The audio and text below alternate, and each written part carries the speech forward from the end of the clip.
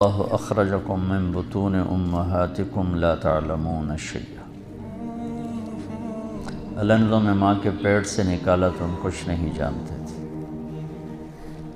باقی مخلوق کے بارے میں اللہ تعالیٰ کا فرمان ہے ربنا الذی اعطی کل شیء خلقہ ثم ہدی، رب وہ ہے جس نے ہر چیز کو تخلیق کیا، پیدا کیا، پھر اسے ہدایت دی، ثم ہدی، اسے علم دیا زندگی گزارنے کا۔ تو انسان کے علاوہ ساری مخلوق انتہائی تعلیم یافتہ ہوتی، انہیں اپنے نفع نقصان کا پتہ ہوتا ہے، مفید مضر کا پتہ ہوتا ہے، دوست دشمن کا پتہ ہوتا ہے، زندگی کیسے گزارنی ہے اس کا پتہ ہوتا ہے۔ انڈے سے نکلتا ہی بچہ مرغی کا چلتا ہے، بھاگتا ہے، دوڑتا ہے، بلی کو دیکھ کے ماں کی طرف دوڑ لگاتا ہے، دانا چگتا ہے، کنکر پرے کر دیتا ہے، پہلے دن سے اسے یہ ساری چیزیں معلوم ہیں۔ نباتات میں بھی اب سیب کے اوپر آم نہیں کبھی نکلتا، انگور کی بیل پہ کریلا کبھی نہیں پیدا ہوتا۔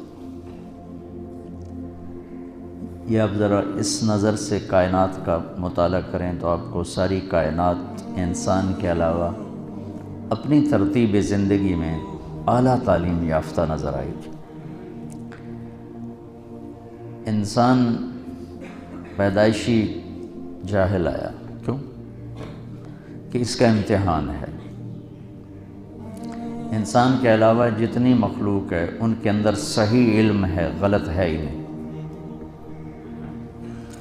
بھینس کے آگے آپ رکھ دو پلاؤ پکا کے، وہ منہ مار کے ادھر پھینک دے گی، اس کے سامنے گھاس رکھو، بھوسا رکھو، شوق سے کھائے گی۔ شیر کے آگے گھاس رکھو، وہ بھوکا مر جائے گا، گھاس کو منہ نہیں لگائے گا۔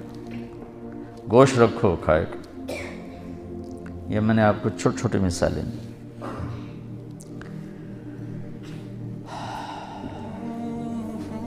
جتنی مرضی آم پہ محنت خوشامد کر لو، پھل گرمیوں میں ہی دے گا، سردیوں میں کبھی نہیں دے گا۔ ڈنڈے مارو، سوٹے مارو کہ ہونے کاٹ وہ کہے گا انتظار کرو، مئی جون کا انتظار کرو، اس وقت نکلوں گا، ابھی جتنا مرضی کر لو نہیں نکلوں گا، ٹھیک ہے۔ اور کنوں کو جون میں پٹائی شروع کر دو کہ سنو ہونے کھٹا کھوا، وہ کہے گا دسمبر کا انتظار کرو، اس سے پہلے نہیں آؤں گا۔ تو انسان کے علاوہ جتنے مخلوق ہیں، یہ کتنے سامنے درخت ہیں، یہ پھل پیدا نہیں کرتے، یہ تقسیم کہاں سے ہے؟ درختی تو ہے، پھل کیوں نہیں؟ اور یہ سیب کا درخت ہے، اس پہ پھل کیوں نکل آتا ہے؟ یہ آم کا ہے، اس پہ پھل کیوں نکل آتا ہے؟ یہ میں آپ کو مثالوں سے اپنی بات واضح کر رہا ہوں کہ انسان کے علاوہ ہر چیز تعلیم یافتہ، صحیح تعلیم یافتہ، غلط نہیں۔ ان کے اندر غلط والا سسٹم ہی کوئی۔ انسان پیدائشی جاہل، اور اندر دو لائنیں، دو پائپ، دو راستوں کی کہ لینے کی صلاحیت، فَأَلْهَمَهَا فُجُورَهَا وَتَقْوَاهَا، برائی کا الہام بھی کر دیا اور اچھائی کا الہام بھی کر دیا ہے۔ اس کے بعد راستے دونوں واضح کر دیے ہیں، وَهَدَيْنَاهُ النَّجْدَيْنِ، دو راستوں کو ٹیلے سے تشبیہ دی، ہم نے تمہیں دو ٹیلے دکھا دیے، ٹبے ہے تو ایک ہدایت کا راستہ، ایک گمراہی کا راستہ، ٹھیک، لیکن تشبیہ کس سے دی؟ اِنَّا هَدَيْنَاهُ السَّبِيلَ، یہاں واضح السبیل الف لام کے ساتھ، اما شاکرا و اما کفورا، اب تیری مرضی ہے، شکر گزار بن یا تو ناشکرا اور کافر بن۔ یہاں سبیل کو اور راستے کو ٹیلے سے تشبیہ دی ہے نا، کہ کمزور نظر والے کو بھی وہ دکھائی دیتا ہے، جس کی نظریں کمزور ہیں وہ بھی دیکھ لیتا اور ٹبا ہے اور ٹیلا ہے، پہاڑی ہے. تو نجدین میں اشارہ ہے کہ حق اور باطل، صحیح اور غلط، سچ اور جھوٹ، اس کو اللہ نے اتنا واضح کر دیا ہے. جیسے ایک پہاڑی نظر آتی ہے، ٹیلا نظر آتا ہے، ٹبا نظر آتا ہے، بغیر اینک کے بھی نظر آتا ہے، اس طرح اللہ تعالیٰ نے حق کو واضح کر دیا. قد تبین الرشد من الغی، اللہ تعالیٰ نے واضح کر دیا. تو یہ دو علم ہیں جو اس دنیا کے بازار میں ایک شیطان لے کر آیا، ایک آدم علیہ السلام لے کر آئے. آدم علیہ السلام کا علم اللہ تک پہنچاتا ہے، جنت تک پہنچاتا ہے، اور شیطان کا علم گمراہی تک پہنچاتا ہے اور جہنم تک پہنچاتا ہے. تو ہمیں چونکہ امتحان دینا تھا تو ہمیں ہمارے اندر غلط کی صلاحیت بھی ہے اور صحیح کی صلاحیت بھی ہے. اس زبان سے میں جھوٹ بھی بول سکتا ہوں، سچ بھی بول سکتا ہوں، گالی بھی دے سکتا ہوں، دعا بھی دے سکتا ہوں، تعریف بھی کر سکتا ہوں، غیبت بھی کر سکتا ہوں، الزام بھی لگا سکتا ہوں، اور پردہ پوشی بھی کر سکتا ہوں. یہ ان نظروں سے غلط بھی دیکھ سکتا ہوں، صحیح بھی دیکھ سکتا ہوں. ان کانوں سے غلط بھی سن سکتا ہوں، صحیح بھی سن سکتا ہوں. تو اپنے پیسے کو غلط بھی استعمال کر سکتا ہوں، صحیح بھی استعمال کر سکتا ہوں. اور پھر اس کے بعد ان یوم الفصل کان میقاتا. چلو کل یعمل علی شاکلتہ، جو کرنا ہے کرو. ان یوم الفصل کان میقاتا، فیصلے کا ایک دن طے ہو چکا ہے، اس نے آنا ہے. اس دن پھر کھرا الگ ہو جائے گا، کھوٹا الگ ہو جائے گا. وامتازوا اليوم ایھا المجرمون، آج مجرموں کو الگ کر دو. یہاں تو رلا ملا چلتا ہے.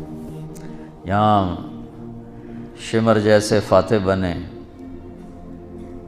حسین جیسے مفتوح بنے، یزید جیسے بادشاہ بنے، اور آل رسول جیسے کہ نماز کے مصلی پہ ہوتا اور میں سورۃ فاتحہ پڑھ رہا ہوتا، اور ادھر سے میرے گھر سے میری ماں مجھے کہتی محمد، تو میں ماں کے لیے نماز توڑ دیتا. ہاں، میں ماں کے لیے نماز توڑ دیتا.